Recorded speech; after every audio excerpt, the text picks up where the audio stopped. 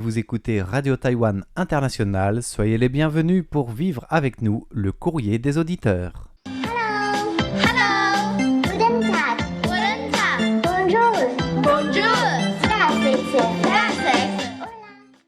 Bonjour à toutes et à tous, c'est François-Xavier Boulet et Mégouin. pour le courrier des auditeurs de ce samedi. Un courrier, bien sûr, on va vous rappeler les concours en cours, on a peut-être 2-3 petites annonces ou rappels avant de répondre à vos questions qui sont quand même la colonne vertébrale de cette émission, n'est-ce pas ? Tout à fait. Alors, des informations nouvelles, peut-être pas, mais plutôt une annonce qui répond à vos questions Oui. qui sont arrivées durant les semaines précédentes Mhm. concernant notamment les conditions, la situation des écoutes de notre diffusion de Dam Shui au mois d'août. Ah oui, c'était la diffusion directe depuis notre site de transmission de Tanshui au nord-ouest de Taïwan, Oui. directement vers l'Europe. Et en effet, vous étiez plusieurs à demander est-ce qu'on avait reçu beaucoup de rapports d'écoute, quelle avait été la condition de cette activité estivale. Alors, nous avons compté tous les rapports d'écoute sur les 4 fréquences que nous avons utilisées depuis la période d'essai jusqu'à la Oui. période officielle de diffusion, du mois de septembre jusqu'à la semaine précédente, parce qu'il y a des courriers qui sont arrivés progressivement. Mhm. Et alors, en tout et pour tout, nous avons plus de 530 rapports d'écoute. Voilà, c'est-à-dire une belle hausse par rapport à notre diffusion de l'année dernière, si on veut comparer. L'année hein. dernière, c'est 380, à peu près 390. D'accord, donc c'est Rapport plutôt un d'écoute. bon encouragement. Voilà, et les courriers proviennent de 37 différents pays. Oui. Alors, l'année dernière, c'est 19 pays. Mhm. Et parmi les rapports d'écoute, la provenance, c'est essentiellement de la France, de l'Allemagne, de l'Italie et du Japon. France, Allemagne, Italie et Japon. Alors, D'accord, l'année ça, dernière, c'est la intéressant. 4e position, c'était l'Espagne. Oui, On ne sait pas pourquoi. voilà. Les Japonais ont détrôné cette fois-ci l'Espagne. C'est vrai. Et c'est toujours intéressant et même étonnant de voir qu'une diffusion sur une fréquence qui, a priori, est plutôt orientée vers l'Europe de l'Ouest, enfin vers l'Europe, l'Afrique du Nord aussi, elle arrive à toucher bien plus loin puisque ça arrive jusque sur le continent Oui, américain, ça arrive de Canada, large, oui. ça va jusqu'au Japon aussi, enfin ça a touché un peu partout. On a eu la Bulgarie, on a eu vraiment 37 pays, tu disais, Oui, 37 très pays. très diversifiés. Et les conditions d'écoute étaient légèrement meilleures sur 11 995 km. Un peu Kilohertz. plus, kilohertz, pardon, kilomètres, non kilohertz, un peu plus à 4 en fait, si on compare les sympos. Et Un Sympo de 4, c'est quand même pas mal. 4,01 supérieur. Et Mhm. l'autre fréquence, 9545 kHz, c'est 4 à peu D'accord. près. Donc, Donc c'est quand même c'est très très quasiment, correct oui. puisque sur l'échelle de 1 à 5, pour celles et ceux qui connaissent pas trop les sympos, oui. 5 c'est le meilleur. Donc si on est 4 voire 4+, ça veut dire que c'était plutôt quand même une très très bonne condition d'écoute. Oui. Bien mieux que finalement notre diffusion ordinaire sur 6005 kHz malheureusement. Et nous remercions d'ailleurs tous les auditeurs non francophones à la base Aussi oui. qui nous écoutent. Et certains ont essayé de faire des efforts, de rédiger quelques mots, quelques phrases en français. Oui. Ça fait vraiment un encouragement. Et ça rejoint aussi certains auditeurs qui nous encouragent à faire les diffusions depuis Dam Shui avec une compilation de différentes émissions thématiques. Pour eux, c'est aussi une vitrine sur les programmes du service français qui Tout sont à fait. peut-être pas possibilité d'écouter régulièrement, mais ça permet une découverte supplémentaire de Taïwan. Tout à fait. Alors ici, on tient aussi à remercier celles et ceux qui parmi vous ont relayé cette information, qui Tout ont à contribué à ce succès. On pense au Radio Club auditeurs qui nous écoutent. Paul Jamet, par exemple, qui avait relayé cette annonce sur le site du club, du Radio Club du Perche. Oui. On avait aussi Michel Frémy qui nous écoute depuis la Belgique Belgique. et qui a relayé sur la page Facebook des Radios Radio du Monde. Mm. Donc un grand merci vraiment à ces soutiens en fait. Je pense que c'est vraiment quelque chose, pour moi c'est un peu comme une sorte de festival, on pourrait dire, ça. mais pour nos auditeurs, avec toutes les personnes qui sont passionnées par la radio et qui se communiquent et qui se lancent tous à écouter, à capter et à envoyer des rapports d'écoute. C'est vraiment un fait. remerciement sincère de notre part, en fait. C'est presque un monde à part, un univers à part. C'est une grande famille en fait. Oui. Les ondes sont courtes, mais les bras sont longs. Ça fait des kilomètres de bras en fait. Voilà, ça fait beaucoup d'embrassades pour vous tous qui nous écoutez. Oui, voilà, donc c'est par rapport à notre annonce. Oui. Et maintenant, nous allons commencer à rappeler les concours qui sont en place. Ah oui, Ah, on en a un pour le mois d'octobre. Oui, à commencer par le concours mensuel du mois d'octobre. Exactement. Alors en octobre, on veut savoir quelle troupe japonaise, troupe ou groupe, j'ai envie de dire, Oui. est invitée à défiler le 10 octobre pour la fête nationale à Taïwan. C'était devant le palais présidentiel. C'était du coup mardi dernier. Le nom du groupe japonais qui a défilé en fanfare, c'est à vous de nous le dire pour tenter de remporter une petite lampe. Alors c'est même un petit phare LED en lampe rouge clignotant. Un petit phare comme on peut accrocher sur les vélos par exemple, ou si vous faites Pour, un footing ou jogging, d'accord. c'est pareil. C'est une question de sécurité en fait. C'est ça.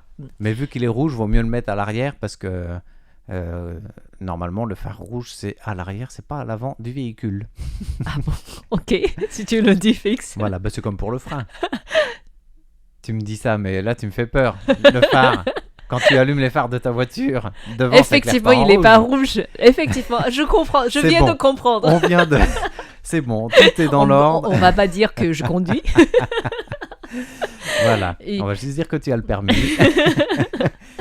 Et que j'ai écrasé personne jusqu'à présent. Voilà, le phare rouge que tu vois devant toi, c'est pas le tien, c'est celui du véhicule qui te précède. C'est vrai, donc je croyais que son c'était de arrière. reflet en fait. En tout cas, petit indice, Oui. les réponses à ce concours, c'est dans notre programme spécial. Tout à fait. Et puis dans aussi notre vidéo. dans notre couverture en vidéo sur Mm. la page spéciale du double 10, vous retrouvez ça sur notre page, sur notre chaîne YouTube également. Oui. Donc c'est une présentation des différentes parties du défilé. À vous de savoir si c'était plutôt avant, après, cliquez, regardez les vidéos. C'est mentionné dedans. Et On a déjà des bonnes réponses. Oui, et sinon, toutes les informations, émissions, photos, vidéos concernant la fête nationale sont regroupées sur une page spéciale double 10 Oui, que vous pouvez retrouver en haut de notre bannière. exactement. Mm. Donc il suffit de cliquer sur la bannière qui s'appelle, je crois, Célébrons la fête nationale, la démocratie taïwanaise, fête nationale Taïwan 2023. Oui. Et vous aurez tout regroupé en un, ce qui est pas mal. Et pour le concours trimestriel, On reste Alors- dans les vidéos de la radio, je crois. tout à fait. Alors, nous vous invitons justement à aller faire un petit tour sur notre chaîne YouTube du service français Oui. et nous citer 3 vidéos que vous préférez dont le thème porte sur le peuple autochtone à Taïwan. Voilà. Donc on a beaucoup de vidéos sur ces thématiques-là. À vous d'en choisir 3. Et puis Oui, pourquoi pas nous pourquoi dire pourquoi vous aimez plutôt celle-là Voilà. que telle autre. Mm. Voilà. L'occasion S'il de y en a que découvrir. vous avez détesté, vous pouvez nous le dire aussi. Mais on n'espère pas, mais...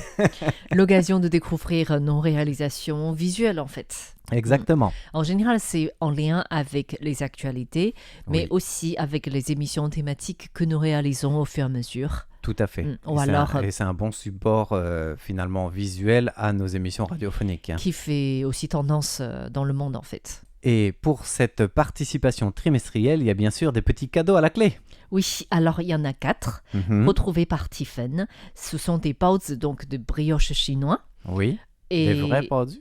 Non, c'est une fabrication de simulation Une baozi. représentation. voilà, de baozi, comme on peut retrouver dans les vitrines des restaurants en fait. C'est ça. Il y a un baozi qui est contenu dans un petit panier Voilà. à vapeur. Donc ça fait un Mm. petit cadeau souvenir comme cela de Voilà. présentation Mm. de ce que vous auriez pu manger si c'en était un vrai.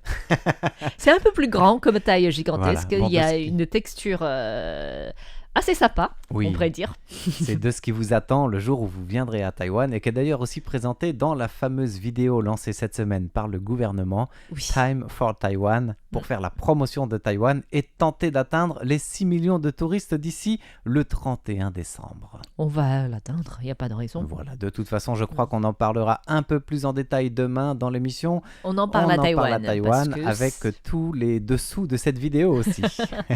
Voilà, donc ça c'est par rapport à nos concours. Oui. Et sinon, un dernier message à passer à nos auditeurs, Mhm. c'est que la radio est en train de préparer à refaire un nouveau site. Voilà. Donc on là, va- cette fois-ci, c'est pas une amélioration, c'est Tout à vraiment abandonner notre site actuel vers C'est- un site Oui, plus un nouvel modernisé. hébergeur, Voilà.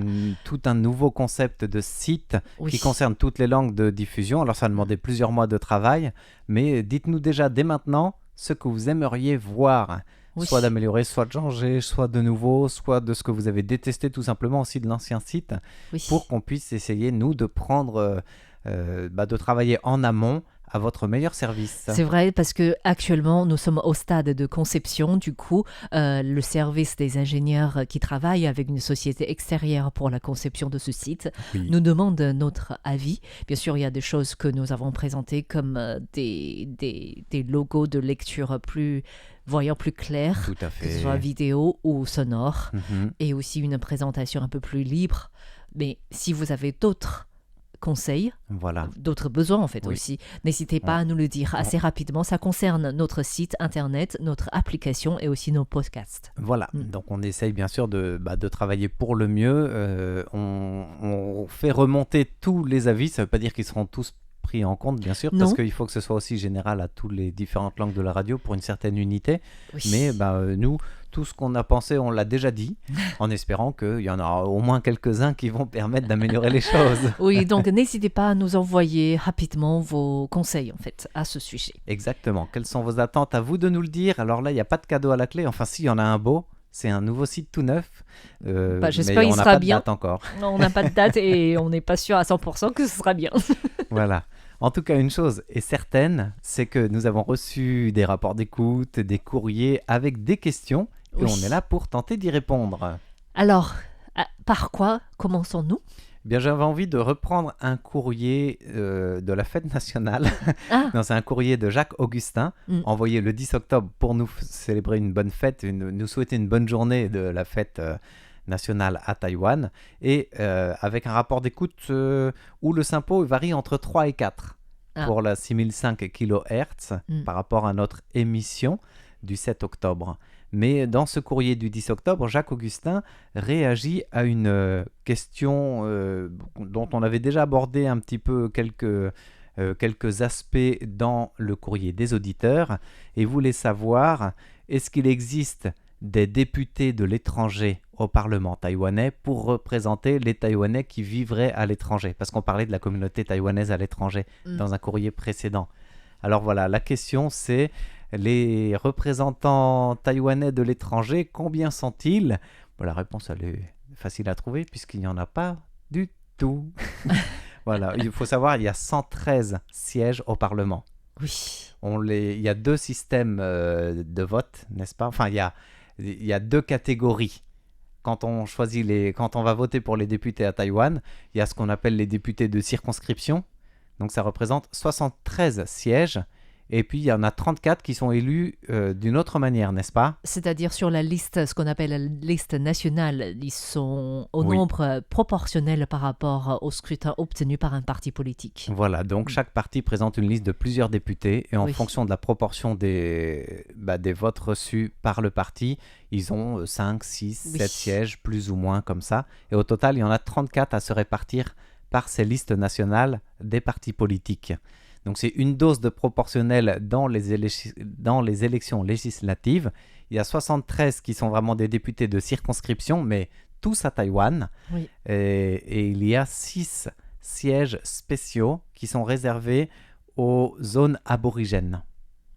Donc Oui. c'est forcément des députés représentant des peuplades aborigènes ou des différentes ethnies, tribus, souvent sur la côte Est, mais pas forcément que là-bas d'ailleurs. Il y en a 6 au total pour Taïwan, pour un total de 113 sièges. Donc il n'y a pas des députés qui représentent la communauté taïwanaise à l'étranger, pour la simple et bonne raison que la communauté taïwanaise à l'étranger ne peut voter que si elle revient sur place. Il n'y a Oui. pas de vote à distance, à correspondance ou depuis l'étranger, n'est-ce pas? Pas encore, Non, en tout ça cas. c'est pour voter. C'est-à-dire Tout à fait. les gens peuvent revenir voter Oui, tant que leur adresse domicile fixe reste à Taïwan. c'est ça. Donc elles peuvent revenir à Taïwan pour voter, mais pour participer aux élections, pour être député, ça c'est une autre chose. Je crois qu'on a rarement abordé cette question.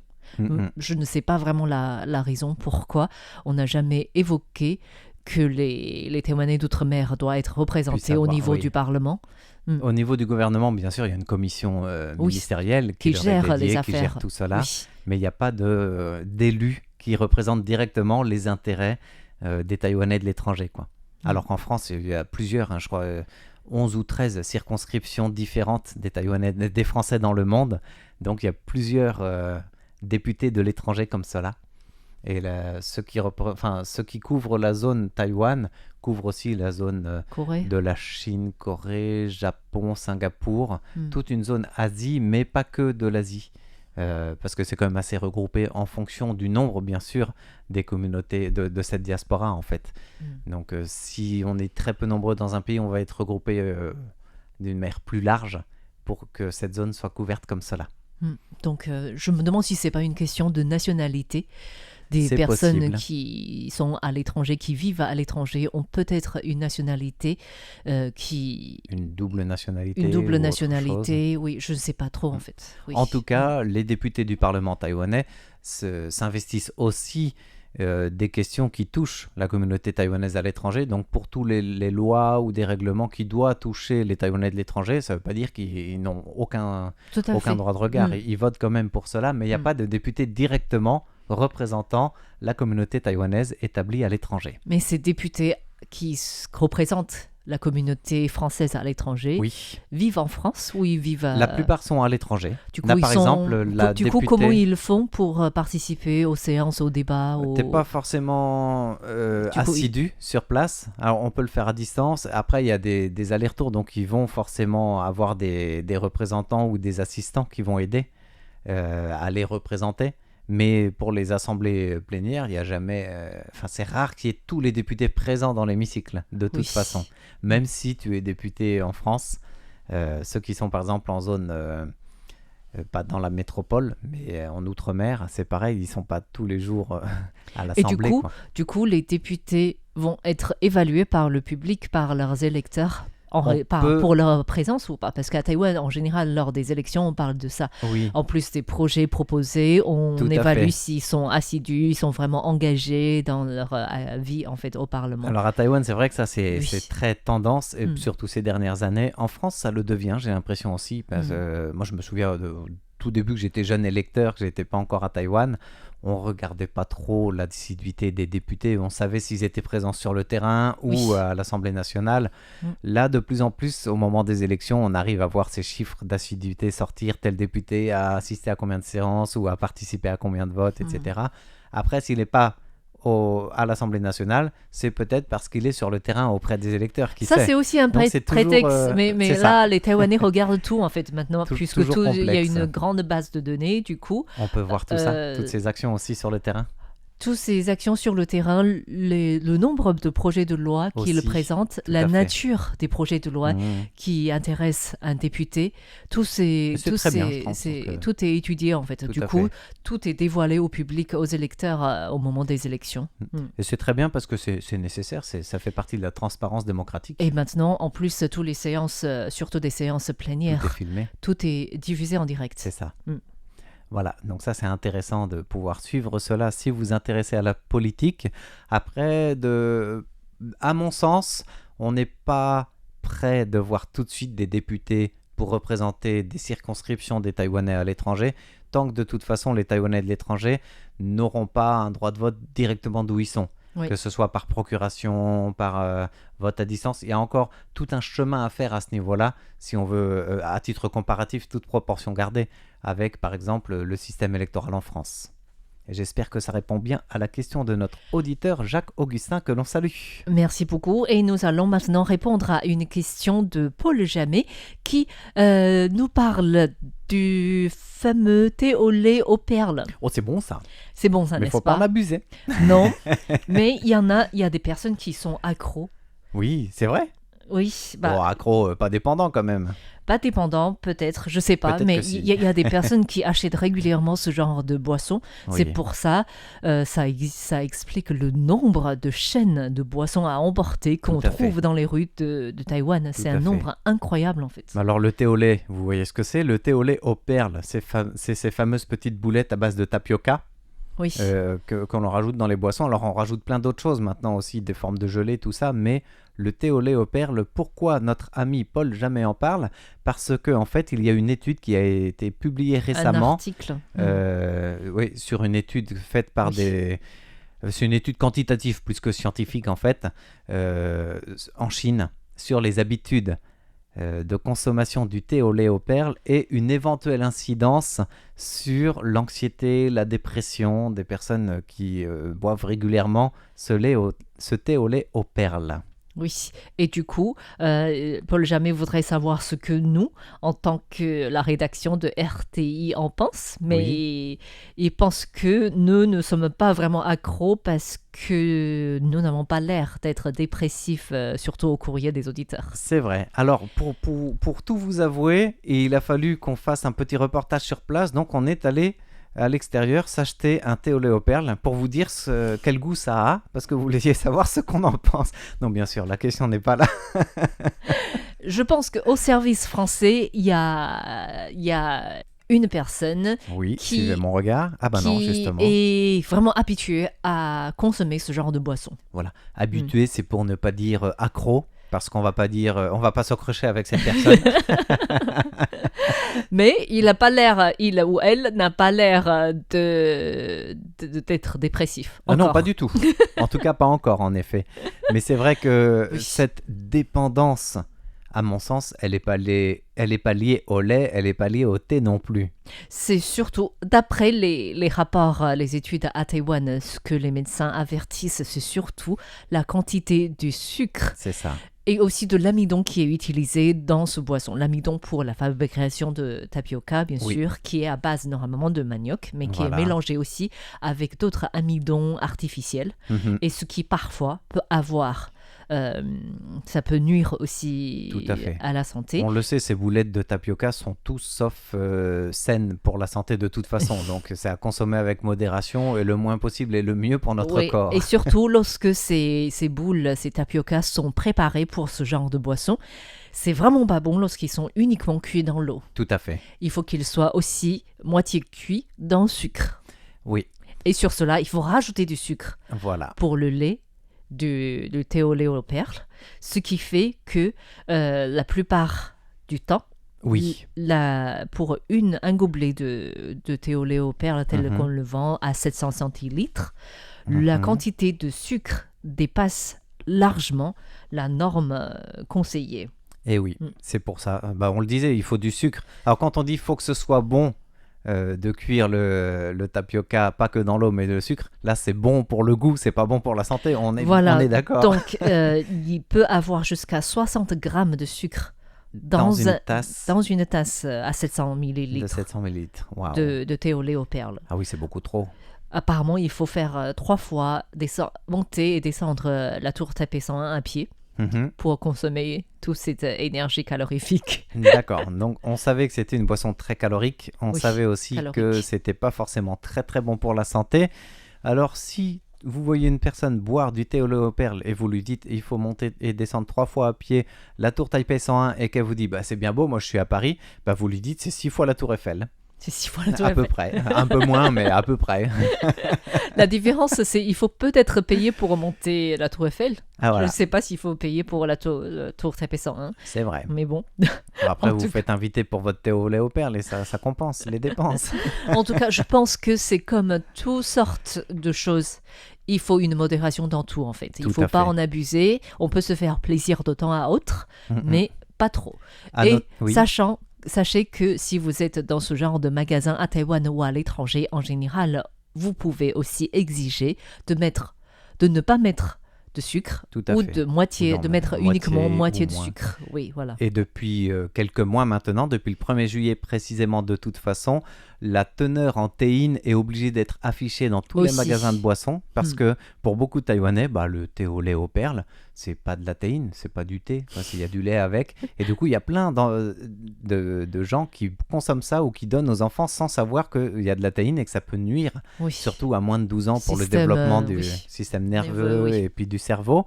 Et la teneur en sucre elle est obligée aussi d'être affichée. Donc de plus en plus, l'étiquetage doit être affiché, mais force est de constater que ça ralentit pas forcément la consommation des Taïwanais. Moi, je me souviens, il y a quelques années, j'avais fait un reportage, enfin un décryptage sur Taïwan qui était parmi les 3 pays où les jeunes de moins de 15 ans consomment le plus de boissons sucrées. Et ça veut tout dire. Alors, il y avait le thé au lait aux perles, mais dans ces boutiques, il y a plein d'autres boissons où on peut rajouter ce genre de boules de tapioca ou d'autres choses qui sont aussi sucrées pour être bonnes et avoir du goût. Ça et se c'est une comprend. très mauvaise habitude. Ça se comprend dans le sens où les jeunes d'aujourd'hui sont élevés par des parents qui sont eux-mêmes grandis avec ce genre de boisson sans être vigilants Tout à fait. de la contenance en fait. Et ce qui fait que c'est sûr qu'il y a une surconsommation de ce genre de boisson. Et là, je ne parle pas du problème environnemental. Parce que là, personnellement, je C'est suis clair.